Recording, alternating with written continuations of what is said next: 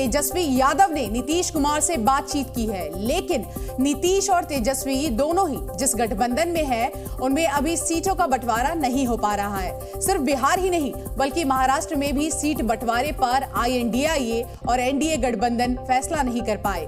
आखिर क्यों 88 सीटों पर NDA और INDA की सुई फंसी हुई है, देखिए हमारे स्पेशल रिपोर्ट में। बिहार और महाराष्ट्र की 88 सीटों को लेकर NDA और इंडिया दोनों में ही पेच फंसा है।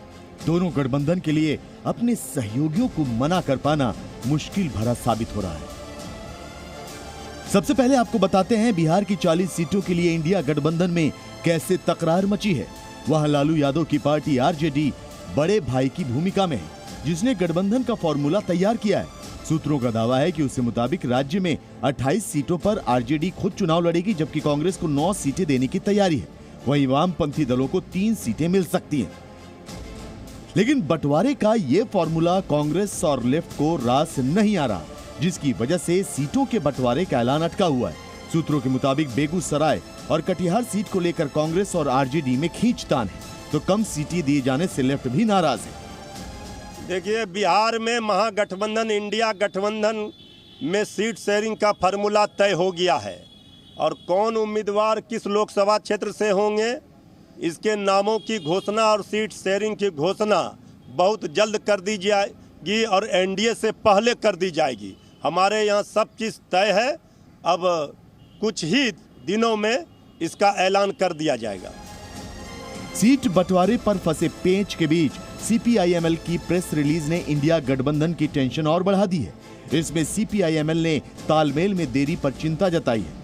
प्रेस रिलीज में CPIML ने 8 सीटों पर चुनाव लड़ने का खुला ऐलान भी कर दिया है। साथ ही RJD से जल्दी सूची जारी करने की अपील भी की है।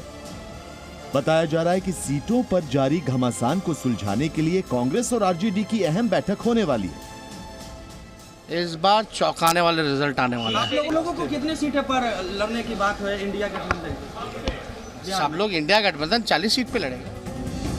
तो वहीं दूसरी तरफ बिहार में क्लीन स्वीप का दावा कर रही NDA के लिए भी टेंशन कम नहीं है। कई दल सीट शेयरिंग के फॉर्मूले से नाराज बताए जा रहे हैं। अभी तक जो फॉर्मूला तैयार किया गया है उसके मुताबिक बीजेपी 17 सीटों पर चुनाव लड़ेगी, जबकि JDU 16, चिराग पासवान की पार्टी LJP-R 4, पशुपति पारस की RLJP को 1 सीट दी जाएगी, जबकि जीतन राम मांझी और उपेंद्र कुशवाहा की पार्टी को 1-1 सीट की पेशकश की गई है। सीट शेयरिंग सही समय पर आप लोगों को बता दिया जाएगा। सीट शेयरिंग की भी औपचारिकता जो होती है पूरी कर गई है, सिर्फ ऐलान बाकी है और हम समझते हैं कि 24 से 48 घंटे के बीच में ऐलान संभव है और हम लोग सब मिल करके एक साथ ज्वाइंट PC करके ऐलान करेंगे, इसलिए इसमें कोई समस्या नहीं। लेकिन NDA गठबंधन की मुसीबत चाचा भतीजे के बीच जारी खींचतान ने बढ़ा रखी है। चिराग पासवान को हाजीपुर सहित 4 सीटें देने के फैसले से उनके चाचा पशुपति पारस नाराज है।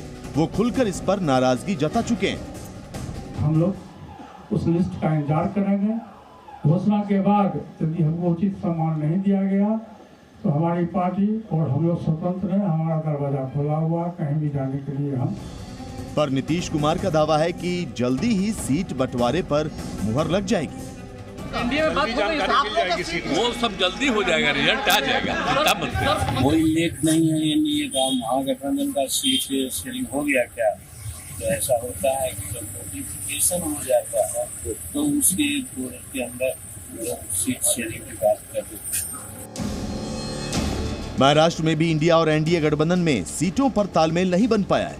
सूत्रों के मुताबिक महाविकास अघाड़ी यानी MVA में 20 + 18 + 10 का फॉर्मूला तैयार किया गया है। इसमें कांग्रेस को 20 सीटें, शिवसेना UBT को 18 और बाकी 10 सीटें शरद पवार की NCP के लिए हैं। लेकिन MVA में कई सीटों को लेकर तनाव है। साथ ही सीट बंटवारे पर मुहर लगने से पहले ही उत्तर पश्चिम मुंबई से अमोल कीर्तिकर को मैदान में उतारने के ऐलान से गठबंधन में नाराजगी उभरी। हालांकि शिवसेना उद्धव गुट अब ऑल इज वेल का दावा कर रहा है। देखिए, हमारा फैसला हो गया है। ये BJP की लिस्ट क्या है वो छोड़ दीजिए। महाविकास आघाड़ी का सीट शेयरिंग का फॉर्मूला नहीं है। पूरी सीट शेयरिंग 48 सीट 48 सीटों की हो गई है।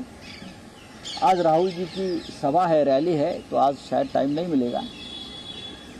तो हम तीनों पार्टी के नेता एक साथ आकर सीट शेयरिंग का जो घोषणा है वो कर दें। तो वहीं एनडीए में भी सीट शेयरिंग का जो फॉर्मूला तैयार किया गया है उस पर खींचतान है।